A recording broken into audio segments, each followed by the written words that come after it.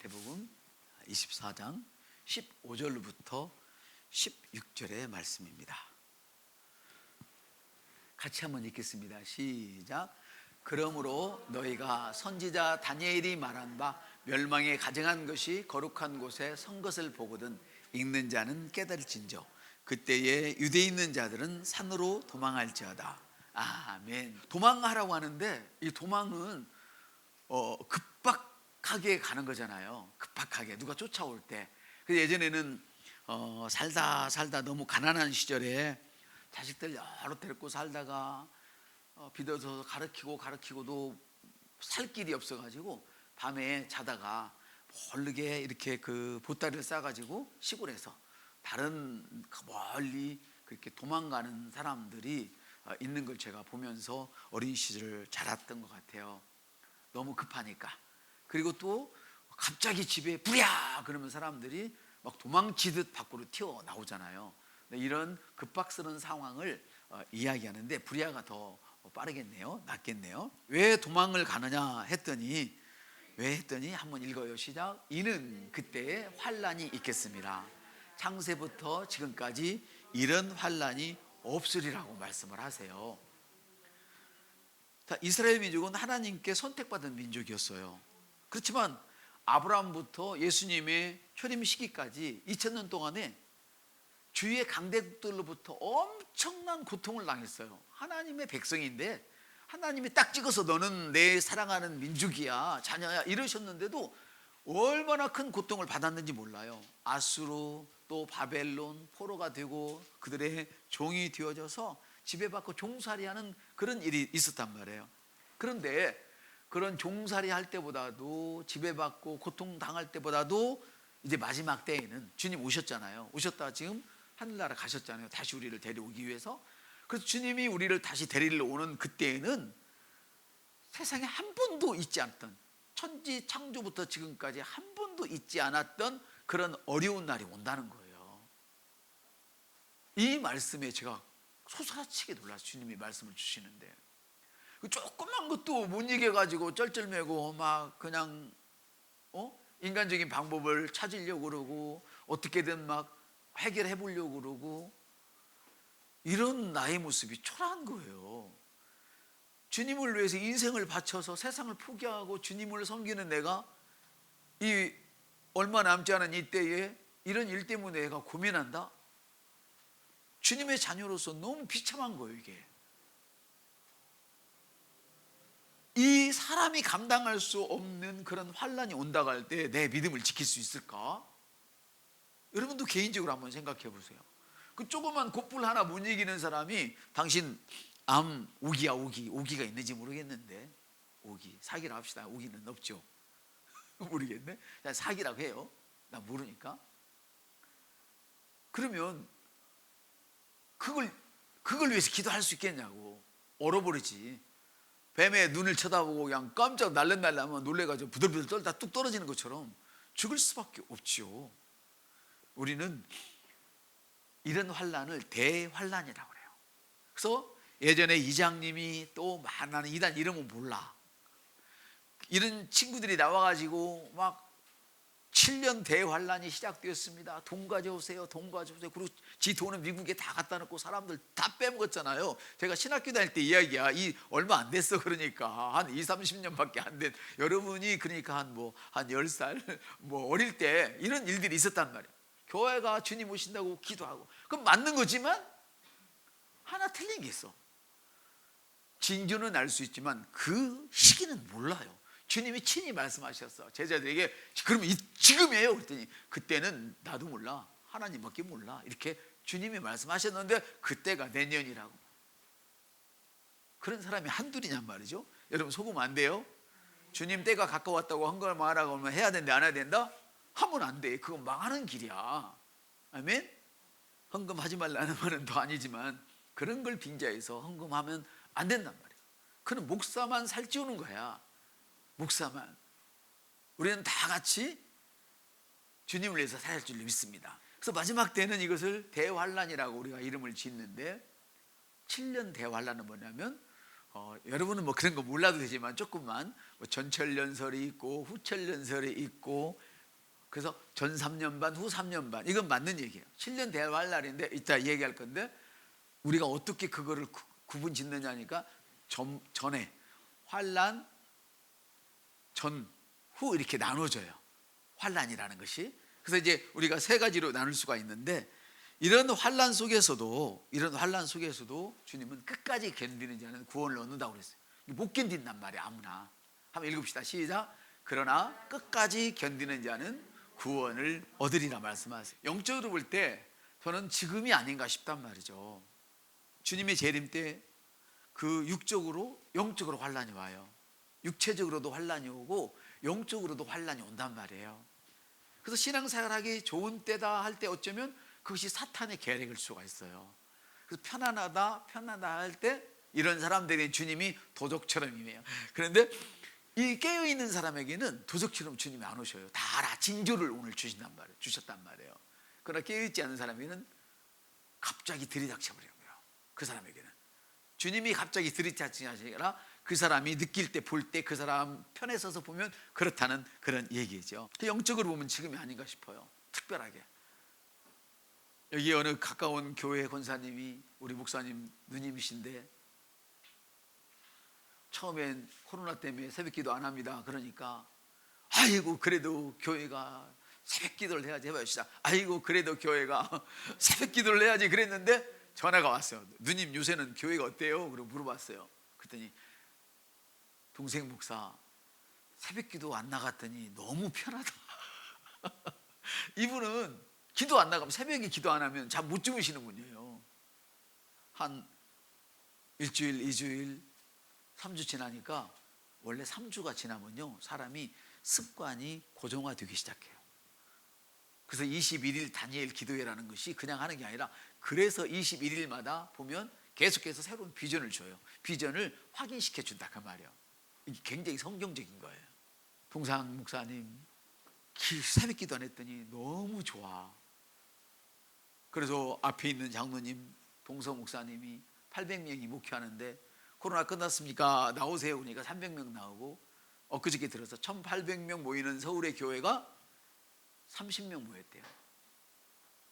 코로나 이제는 우리는 나와야 됩니다. 이제 그거 그만 무서워하고 1800명 교회가 30명 나왔대요. 그게 너무 놀라운 것은 세상의 법을 따라서 하나님 말씀을 거기다 맞추니까, 예배를 맞추니까 사람이 줄어졌고, 그냥 그러려면 그래라, 나는 그냥 천국 간다 무식하게 그냥 똥꼬집으로 말하자면 예배를 드린 교회마다 안 드린 교회가 없어요. 이걸 어떻게 설명해야 되나? 이거 영적으로 밖에는 설명이 안 되는 거예요. 사랑하는 성도 여러분, 이런 때일수록 정신 똑바로 차리고 하나님의 말씀을 우리가 믿어야 할 것입니다. 우리 본문을 다시 한번 읽어보죠. 시작. 그러므로 너희가 선지자 다니엘이 말한 바 멸망에 가증한 것이 거룩한 곳에 선 것을 보거든 읽는 자는 깨달을진저. 그때에 유대에 있는 자들은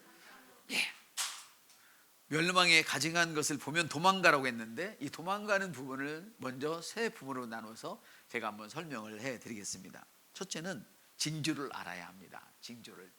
이 징조는 뭐냐? 뭘 말하냐? 예수님의 제자들이 이 징조에 대해서 예수님께 물어봤습니다. 마태복음 24장 3절의 말씀을 한번 읽어보시죠. 시작. 예수께서 감난산 위에 앉으셨을 때에 제자들이 조용히 와서 이르되 우리에게 이르소서 어느 때에 이런 일이 생기겠사오며 주의 임하심과 세상 끝에는 무슨 징조가 있겠습니까? 그랬더니 예수님께서 대답을 주셨는데, 그것이 24장에 나와 있는 내용으로 대환란이 시작되는 징조와 중간, 그리고 대환란이 끝나는 징조를 24장에서 계속해서 말씀하고 계세요. 대환란 시작의 징조, 이 7년 대환란이 시작되는구나, 되었다가 아니고 시작될 때를 이야기하는 거예요. 100m 달리기 할 때, 시작할 때 어떻게 해요? 모든 선수들이 그 앞에 나가잖아요. 호각을 불 사람이 준비되고, 이것처럼 시작되었구나 한 때가 이때인데, 그때는 사람들이 미혹이 많을 거예요. 사람들이 24장에 나와 있어요. 여러분 성경에 보면서 들으세요. 미혹이 많을 거예요. 그리고 난리와 난리가 일어날 거예요. 막 세상이 혼란에 빠지는 거예요. 막 사재기하고 막 그러잖아요. 그래갖고 막 물이 없어져 버리고 쌀이 없어져서 누구 돈 있는 사람은 창고에다 쟁이고 없는 사람은 쌀 못 사서 굶고 막 그러잖아요. 곳곳에 기근과 지진이 일어나요. 자연재해가 심각하죠. 사륜구동 타도 이제 안 될 날이 온다니까요. 자연재해가 심각해져요.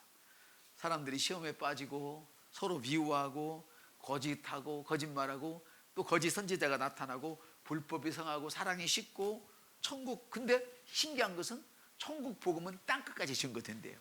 이런 어려움이 와도 복음은 끝까지 증거되는 거예요. 이런 징조들이 나타나면 대환란의 시작이 되었구나, 이렇게 우리가 짐작할 수 있다는 거예요. 이거는 제 말이 아니고 24장에 나와 있는 주님의 말씀이죠. 그래서 중간 때의 징조는 그러면 어떻게 되는가? 그러면 중간 때의 징조는 15절부터 28절까지 여러분 빠른 눈으로 읽어보면 중간 때의 징조가 나와 있어요. 그러면서 유대에 있는 자들은 오늘 제목에서 말하는 것처럼 산으로 도망가라, 지붕에 있는 자는 물건을 가지려 집으로 내려가지 말아라, 밭에 있는 자들은 겉옷을 가지려고 뒤를 돌아보지 마라. 그날에는 아이 벤 자, 우리는 태의 열매가 있도록 오늘도 기도했잖아요. 근데 그날에는 아이 벤 자와 젖먹이 있는 자는 화를 당한다. 너희들이 이런 환란이 겨울에 일어나지 않도록 해라. 아주 곤란한 때 예를 들어서 여러분 눈 수술을 하는데, 각막 수술을 하는데 갑자기 전기가 딱 나가버렸다. 막 레이저로 지지직 하는데 전기가 나가버렸다. 그럼 어떻게 되겠어요?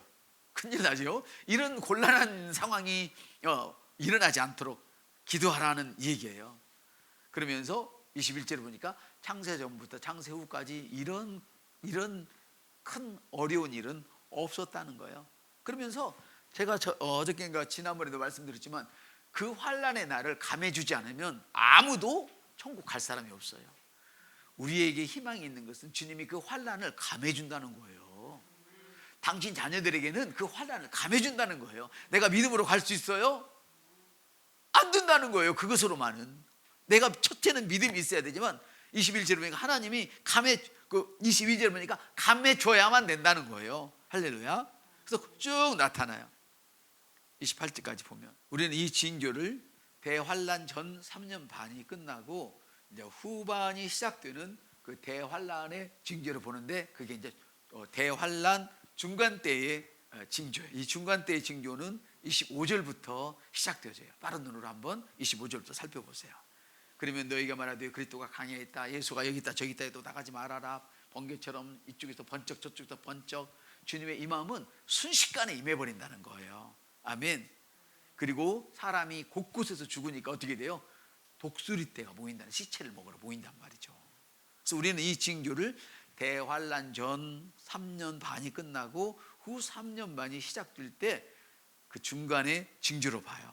그 중간의 징조로. 그러면 이제 후의 징조, 대환란 후, 이게 이제 대환란 마지막 징조다. 이 징조가 29절부터 31절까지 나오게 되죠. 그 보면 환란 후에 해가 어두워지고 달이 빛을 내지 않고, 얼마나 무서워. 해가 어두워지는 것도 무서운데 저녁이 되니까 달도 빛을 내지 않고 하늘에서 별똥별이 떨어진 건 아름답지요. 근데 하늘에서 별이 뚝뚝 떨어져 버린대요. 이걸 보고 뱀 앞에서 벌벌 떠는 다람쥐보다도 더 놀라는 거죠. 사람들이 놀래서 그냥 죽어요.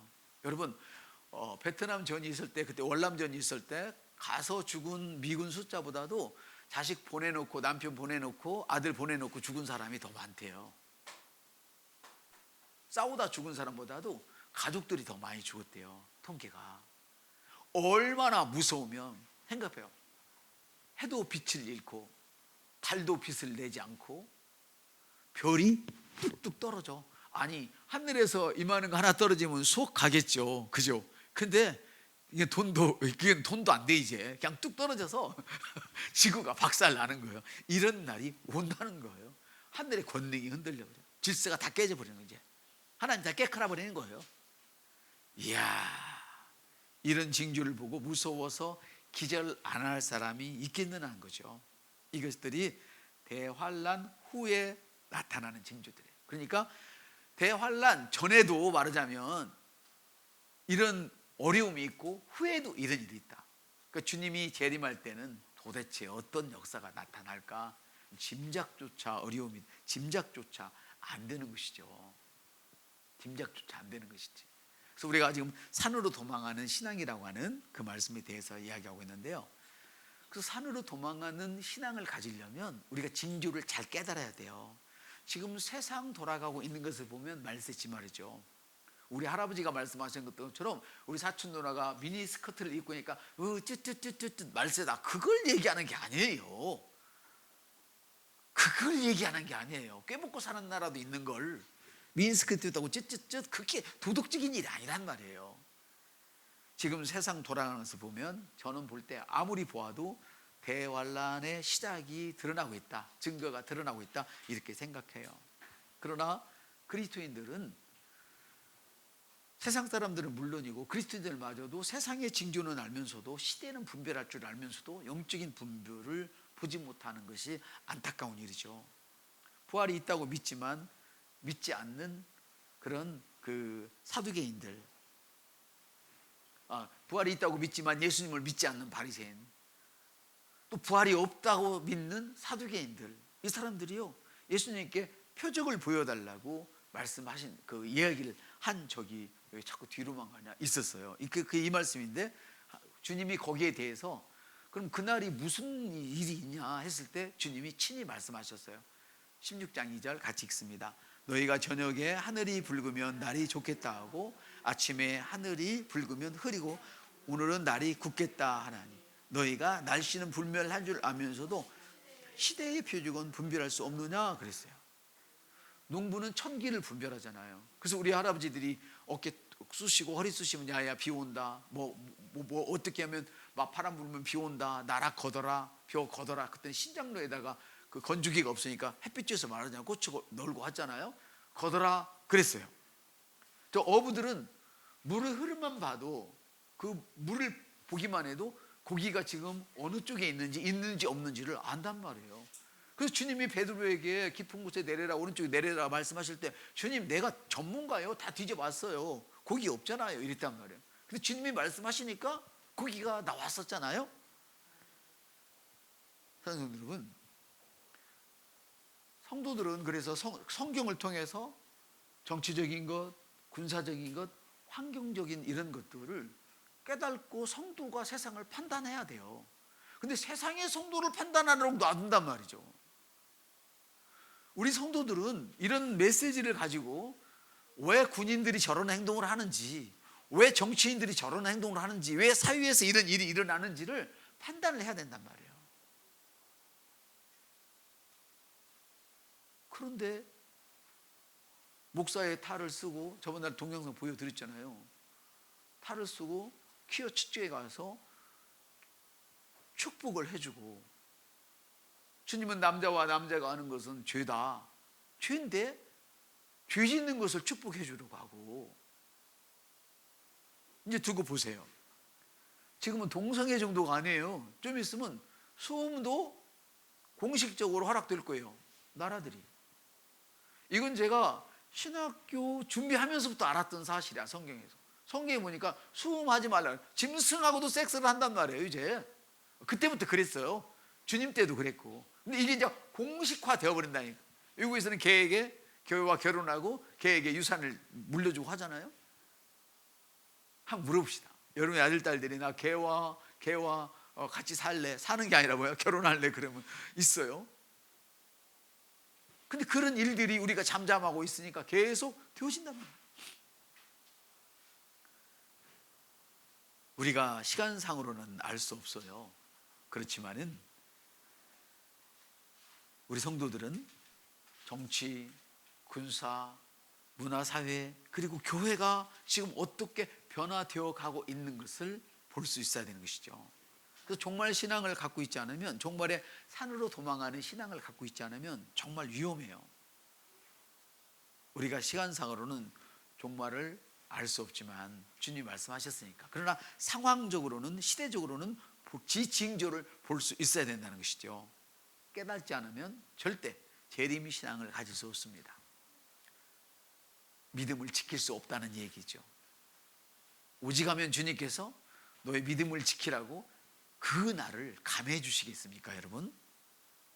종말의 징조를 못 오면 주님의 재림을 준비할 수가 없어요. 주님이 곧 오시는데 계속해서 구원만 이야기하는 것도 문제가 있고, 또 구원받지 못한 사람이 있는데 계속해서 종말만 이야기하는 것도 문제가 있지만, 우리 교회 입장에서 보면 종말에 대해서는 실제로 이렇게 구체적으로는 한 적이 없었죠. 어렴풋이는 물론 늘 했었지만, 주님 재림을 준비하지 않으면 그날에는 아마 통곡하고 울게 될 겁니다. 이런 내용을 모르면 그냥 통곡하고 울게 됩니다. 그럼 내가 헌신 안 해서 통곡하나, 뭐 이런 생각 정도로 그치겠지만 그게 아니란 말이에요. 주여 내 이름도 불러주소서. 우리가 이걸 신학적으로만 접근할 건 아니잖아요. 사랑하는 성도 여러분, 산으로 도망하는 신앙에 대해서 지금 말씀드리고 있는데, 이제 멸망에 가증한 것이 거룩한 곳에 선다 합니다. 종말이 되어지면 이 징조로 멸망의, 둘째로 바로 이 멸망의 말세의 징조로 멸망에 가증한 것이 거룩하게 서게 되는데, 이게 무슨 말이냐면 다니엘서에 나와 있는데요.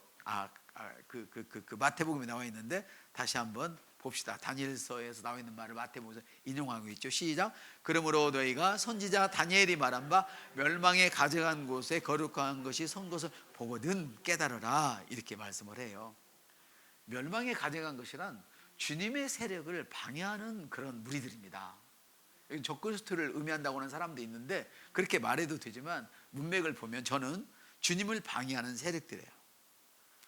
악취로 말미암아서 구토가 일어나는 것을 의미해요. 이 가증하다 이 말은 악취가 난다 이 말이죠. 시궁창과 같은 곳이에요. 자기 환경이 시궁창과 같습니까? 그걸 얘기하는 거예요. 자기 심령이 시궁창과 같은 사람이 어떻게 하면 속일까, 어떻게 하면 걸어 넘길까. 말세가 되면 사랑이 식어지니까, 불법이 성하니까 그럴 수밖에 없게 되겠죠. 진리를 파괴하고 혼탁하고. 그래서 뭡니까? 진리를 파괴하는 목사들이 목사의 탈을 쓰고 교회에 침투해서 목사가 말 잘하나 못하는 걸 갖다 세상에 막 까발리잖아요. 이렇게. 이게 뭐예요? 바로 혼탁하고 진리를 파괴하는 행동이에요. 더러운 것을 당연시하고 더러운 걸 당연시 여겨요. 주님이 하지 말라는 한 것을 주님 죄송합니다, 미안합니다, 내가 약해서 그랬습니다, 다시는 안 할게요, 이래야 될 텐데 나만 그래? 나만 교회 축제 갔다 왔어? 나만 그래? 이렇게. 아니에요. 여러분, 구원에 대해서 예수도 있고 석가모니도 있다. 예수로만 구원받느냐? 큰 교회 목사님들이 그랬다는데 저는 개인적으로는 안 믿어요. 매스컴에 나왔으니까 그 사람들이 뭐 어떻게든 걸어서 했겠지, 세상에 그런 목사님들이 그랬으라고는 물론 안 믿어요. 그러나 어떤 사람은 공식적으로 그러고 있단 말이에요.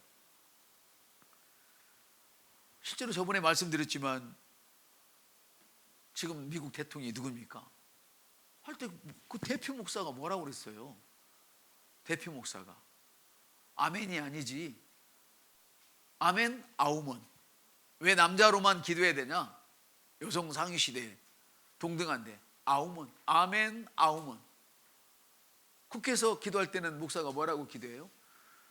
가장 큰 신의 이름으로, 그리고 모든 종교의 신의 이름으로 축복합니다. 이 지랄들 떨고 있어요. 목사가 공공연하게 그랬다면 예수도 구원이 있고 석가도 구원이 있다 하는 말들이 그냥 떠돌아다니는 말은 아니라는 것이지. 다만 제가 믿기로는 그분은 그런 말을 할 사람이 아니라는 것을 알고 있는 것뿐이죠. 여러분, 남자끼리 결혼해도 된다고 하고 개와 결혼해도 된다고 그러고 이제는 어떻게 해요? 성은 동등한 것입니까? 맞습니다. 동등한 것입니다. 그러나 분명히 차이가 있습니다. 여자로서의 차이, 남자로서의 차이가 있습니다. 근데 그것을 그런 이야기들을 하고 외국성 정치적인 이야기를 하세요. 이렇게 말하는 것. 세상에 이 말세의 징조를 모르니까, 성경에 나와 있는 것에 대해서 모르니까 판단력이 없어져 버리는 거예요. 표시가 없으면 물건을 못 사게 하고, 보세요. 인을 받지 않으면 매매를 금한다. 주사를 맞지 않으면 음식을 살 수 없다.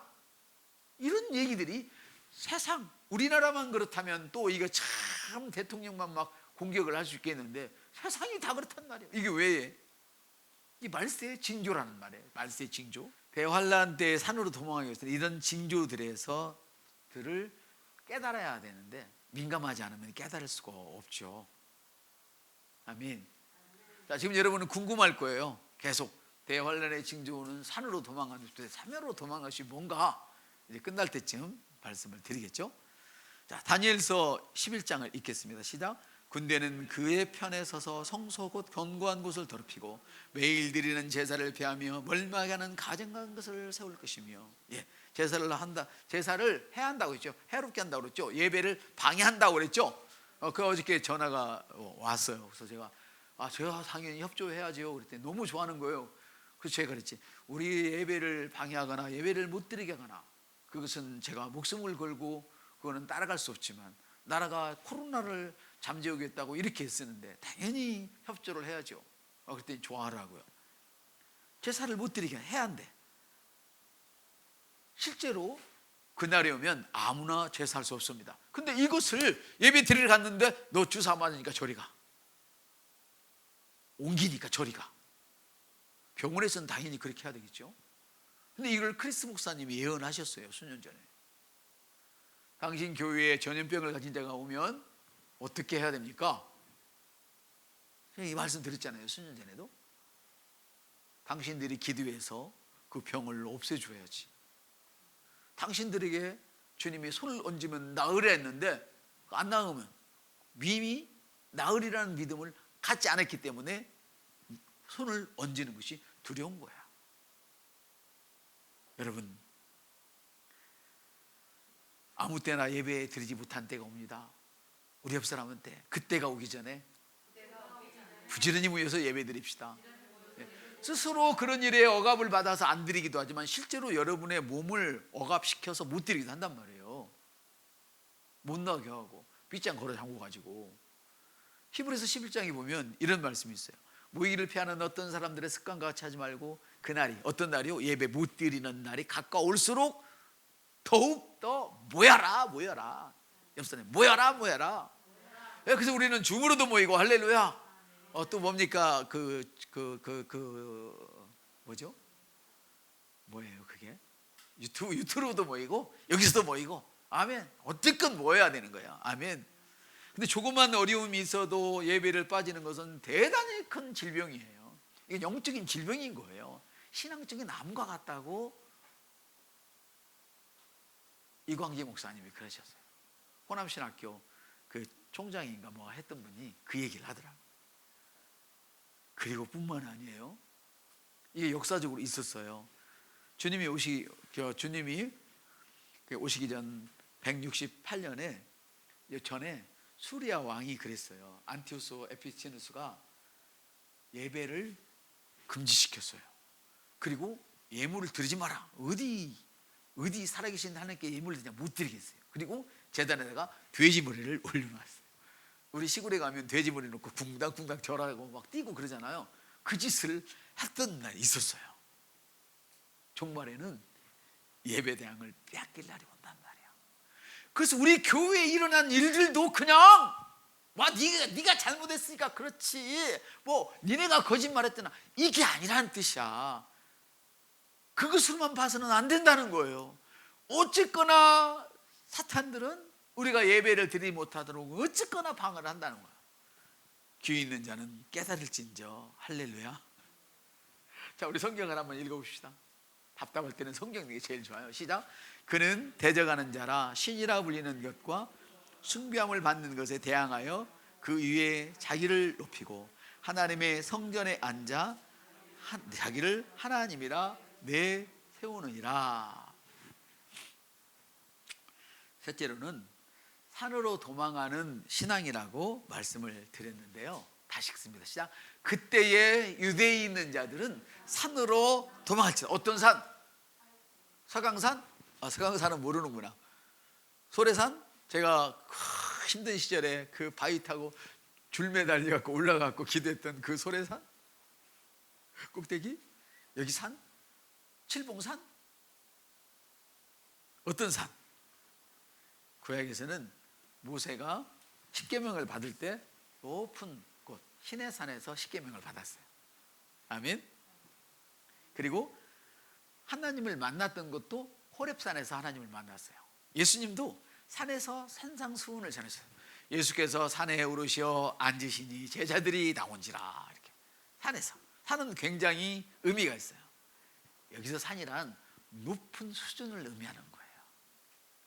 날마다 젖꼭지만 빨고 있는 어린 신앙으로는 재림 신앙을 준비하지 못하는 거예요. 그 환난을 견딜 수 없는 거예요. 아멘. 높은 신앙의 수준을 이야기하는 거예요. 젖먹는 신앙을 가지고는 환난을 이겨낼 수가 없다. 주님이 감해 줘도 그 이야기는 하는 것이죠. 또 읽습니다. 시작. 내가 또 보니 보라 어린 양이 시온산에 섰고 그와 함께 14만 4천이 서 있는데 그들의 이마에는 어린 양의 이름과 아버지의 이름을 쓴 것이 있더라. 이 14만 4천 명에 대해서는 이만희가 14만 4천 명만 구원받는다 했는데 지네 성도들이 14만 4천이 늘어버렸거든. 그 후로부터는 14만 4천만 쏙 빼버렸어요. 시온산은 무슨 뜻이냐면 봉우리라는 뜻이에요. 가장 높은 정상을 얘기해. 높은 산을 말한다. 이에 반해서 땅은 낮은 곳에 있잖아요. 산으로 도망하라는 말씀은 바로 영적 높은 신앙의 수준으로 올라가라는 뜻이야. 더 높은 수준으로 올라가라. 따라합시다. 더 높은 영적 수준으로 올라가라. 올라가라는 권면이 아니고 명령이에요. 당신이 어린아이로 남아있다면 죄를 짓고 있는 거야. 주님의 명령을 듣지 않고 있는 거야. 신앙이 성장하도록 노력하는 것이 주님의 명령을 지키는 거예요. 할렐루야. 여러분, 사탄이 공격하면 어디로 갑니까? 여러분이 사탄을 공격하면 입을수록 엄마 무서워 그럽니까? 군대 간 아들들은 사탄이 공격하면 북한군이 탱크 몰고 오니까 엄마 탱크 탔어. 혹시 핸드폰으로 전화하고 운전하는 그런 자녀는 안 계십니까? 실제로 그랬잖아요. 탱크 탔으면 지가 잡아서 가족을 지켜야지. 엄마가 앞치마 들어가서 탱크를 잡을까? 애를 이렇게 키우면 안 되죠.